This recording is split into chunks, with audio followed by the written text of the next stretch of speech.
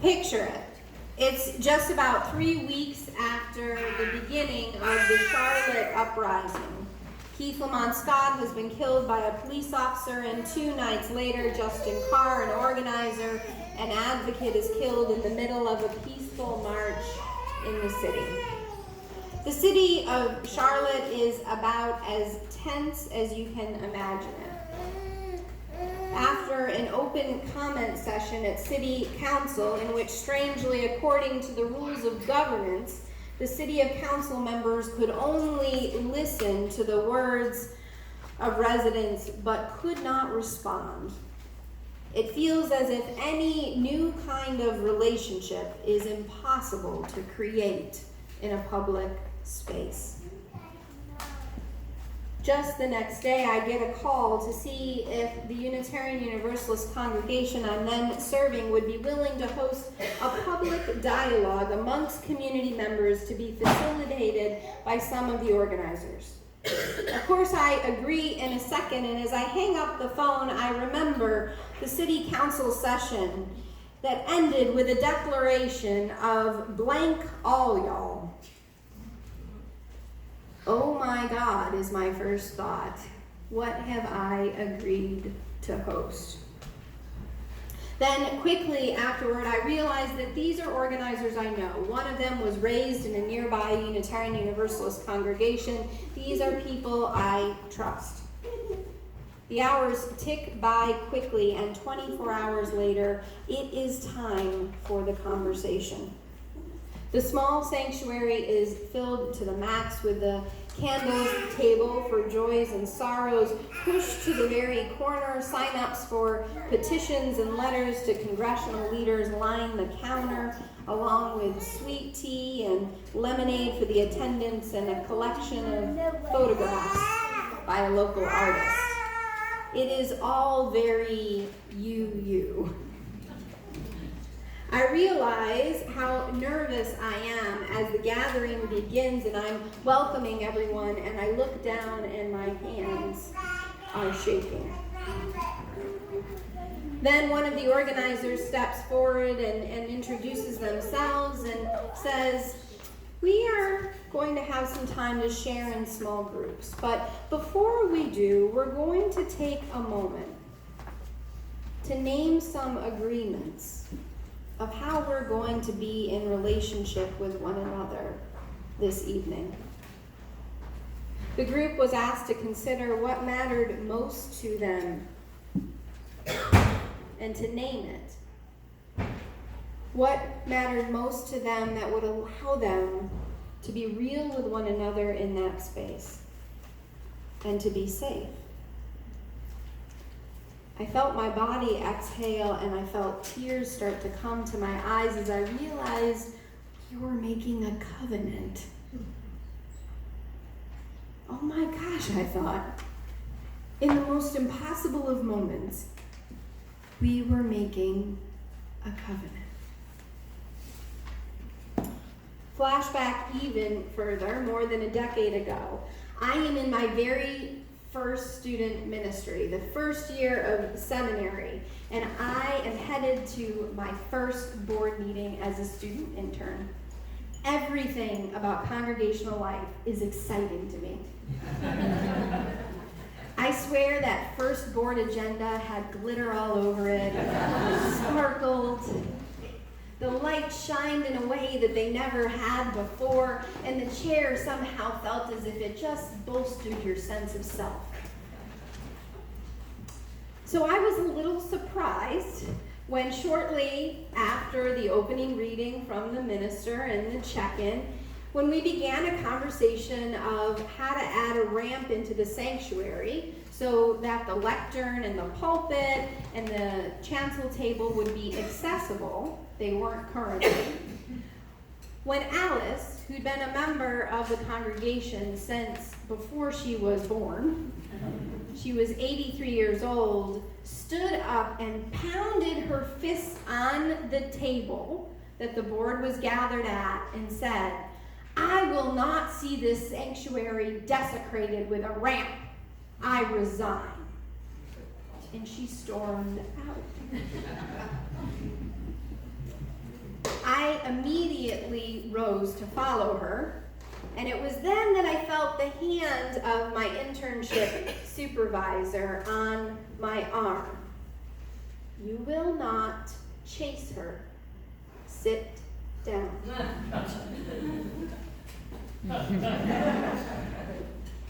A little bit of the sparkle was gone in that moment.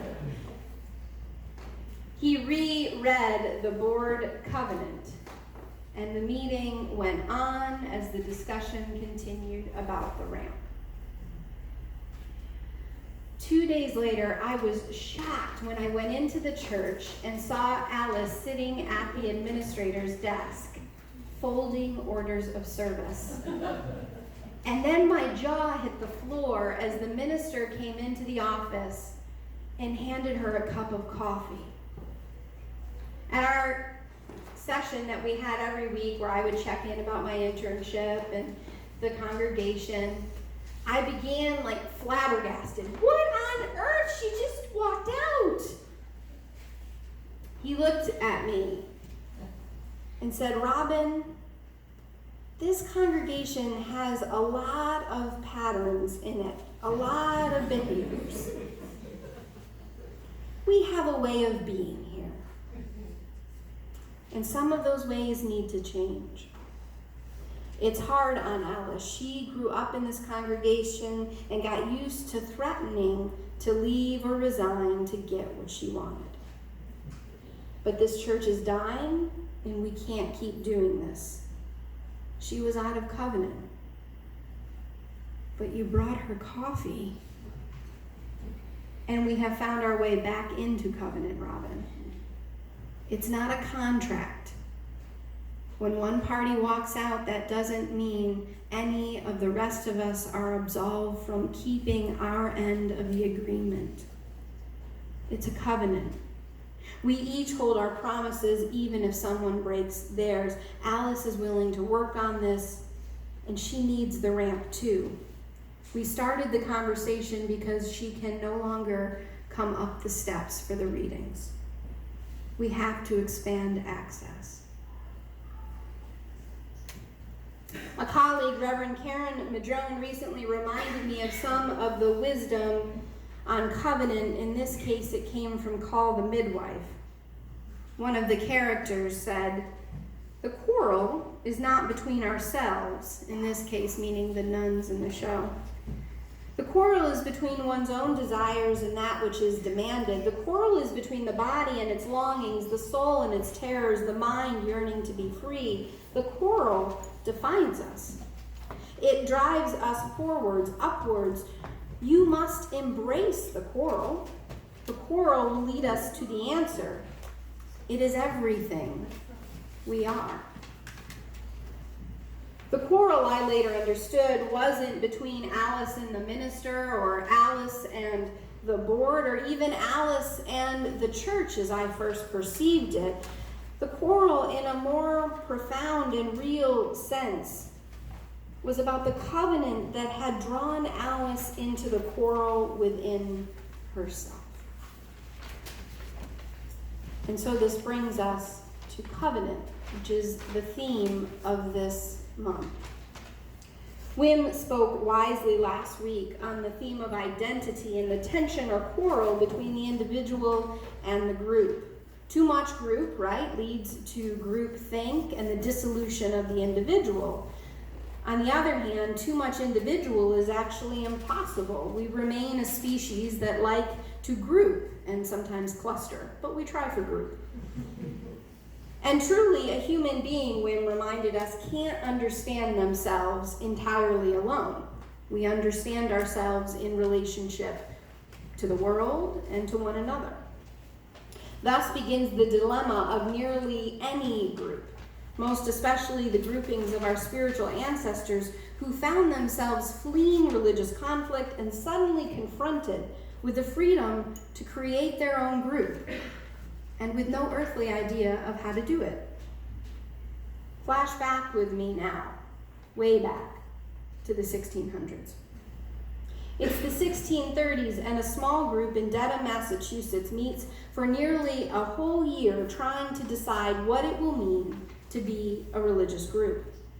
They have fled religious conflict and persecution in England. Among them are those who have been declared at one point in history or another heretics.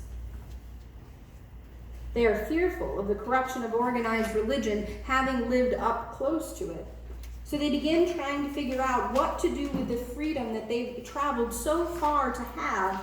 Of course, not lost on any of us is the backdrop of how these early groups got that freedom.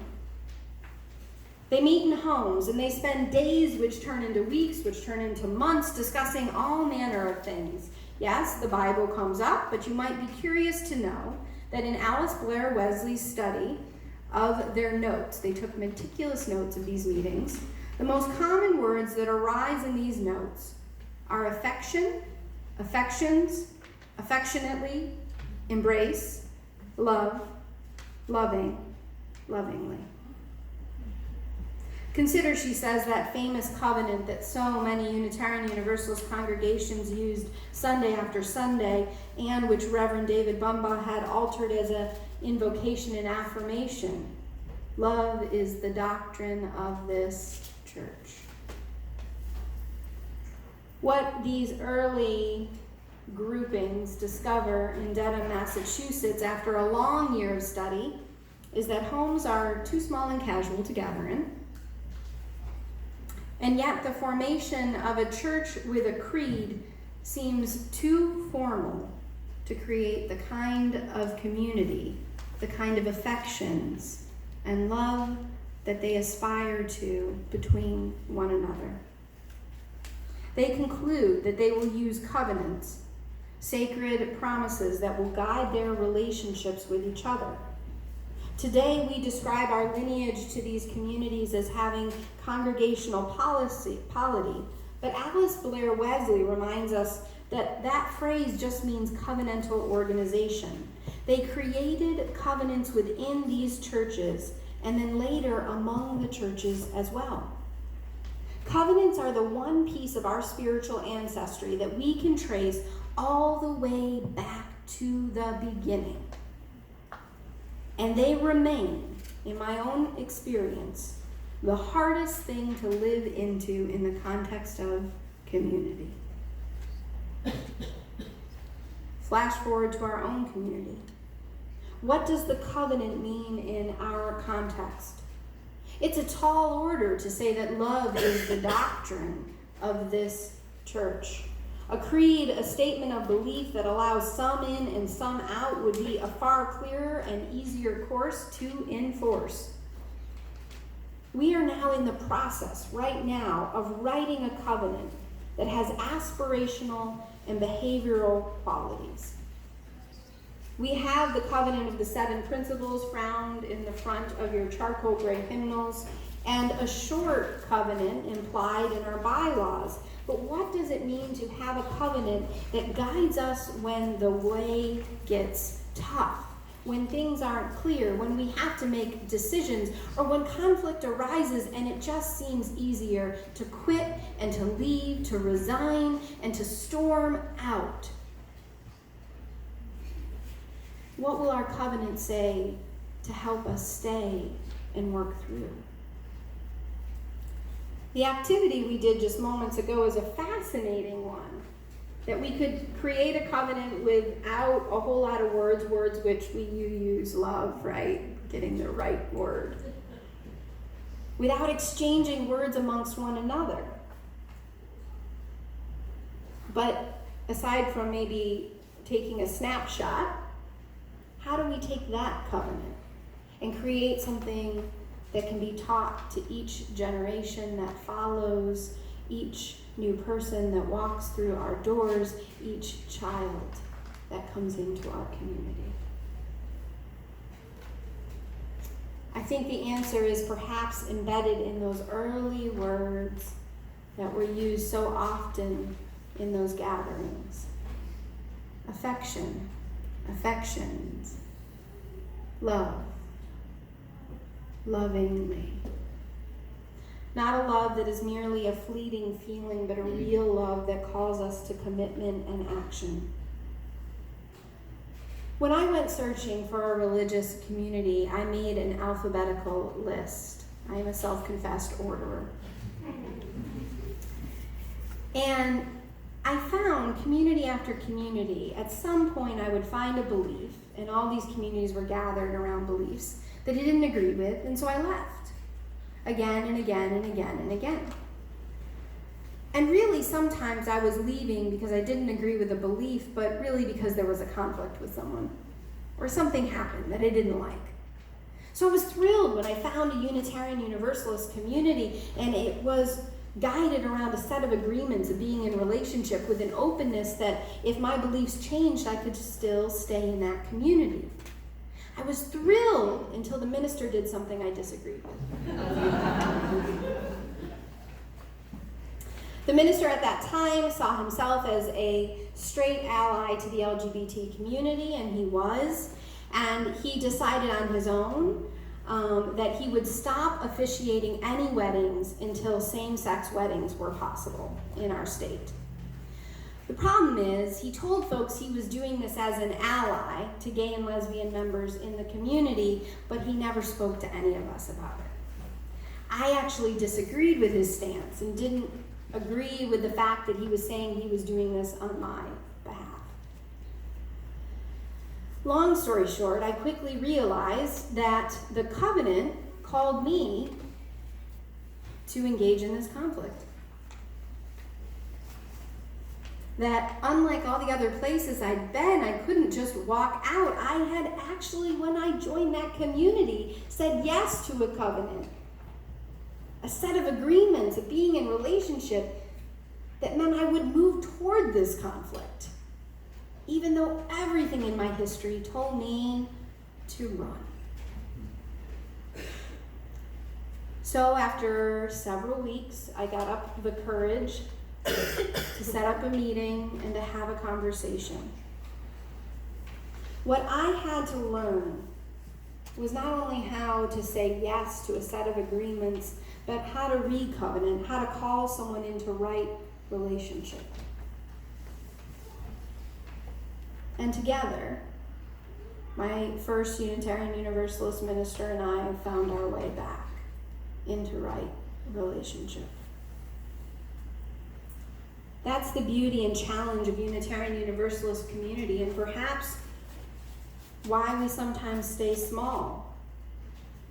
Because it requires the courage of each of the members to engage the quarrel within the context of community, and to discover the place of life animated in the tension between freedom on the one hand and the complexity and struggle of being in relationship. It calls us to affirmations. Love is the doctrine of this congregation which we ever imperfectly move toward and have to seek anew each day we are given.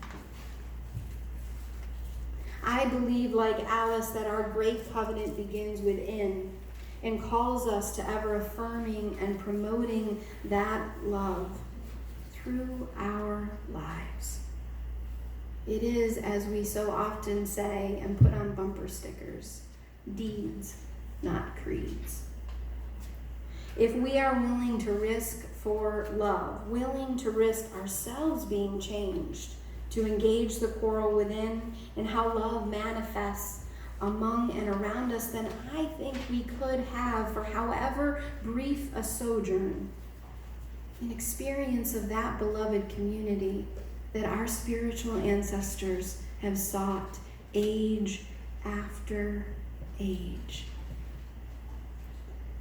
Indeed, beloved, even in this time, in the impossibility of this moment and the political landscape in which we find ourselves, in the frightening reality of being in relationship more deeply at a time that it seems we ought to flee.